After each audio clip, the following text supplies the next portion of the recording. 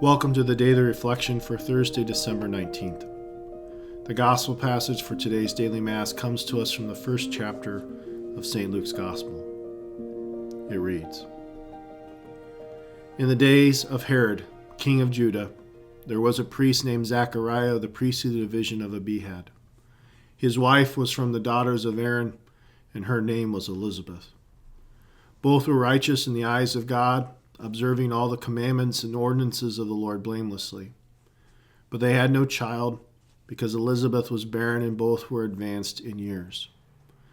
Once, when he was serving as priest in his division's turn before God according to the practice of priestly service, he was chosen by lot to enter the sanctuary of the Lord to burn incense. Then, when the whole assembly of the people were praying outside at the hour of the incense offering, the angel of the Lord appeared to him, standing at the right of the altar of incense. Zechariah was troubled by what he saw, and fear came upon him. But the angel said to him, Do not be afraid, Zechariah, because your prayer has been heard. Your wife Elizabeth will bear you a son, and you shall name him John. You will have joy and gladness, and many will rejoice at his birth, for he will be great in the sight of the Lord. He will drink neither wine nor strong drink. He will be filled with the Holy Spirit even from his mother's womb, and he will turn many of the children of Israel to the Lord their God. He will go before him in the spirit and power of Elijah to turn the hearts of fathers towards children, and the disobedient to the understanding of the righteous, to prepare a people fit for the Lord. Then Zechariah said to the angel, How shall I know this? For I am an old man, and my wife is advanced in years. And the angel said to him in reply, I am Gabriel, who stand before God. I was sent to speak to you and announce to you this good news.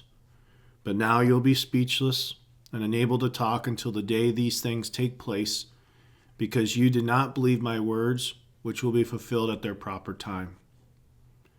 Meanwhile, the people were waiting for Zechariah and were amazed that he stayed so long in the sanctuary.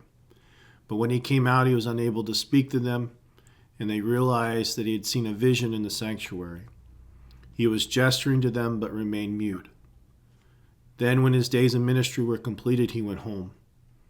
After this time, his wife Elizabeth conceived, and she went into seclusion for 5 months, saying, So has the Lord done for me at a time when he has seen fit to take away my disgrace before others.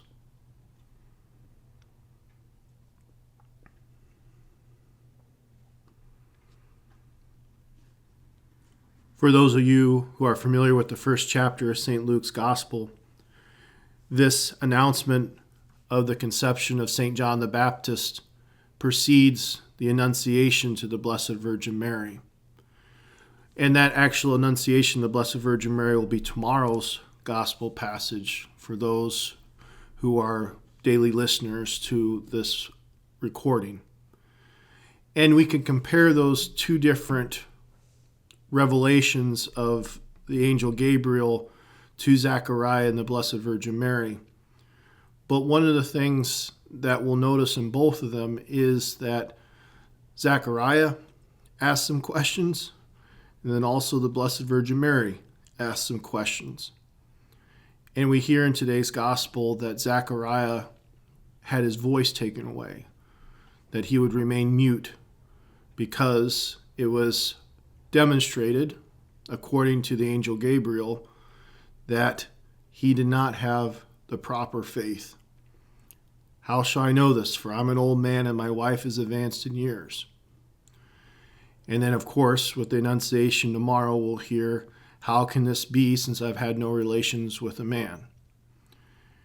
And one of the commentaries that we hear on both of these passages is that Zechariah was a priest, and he served in the temple.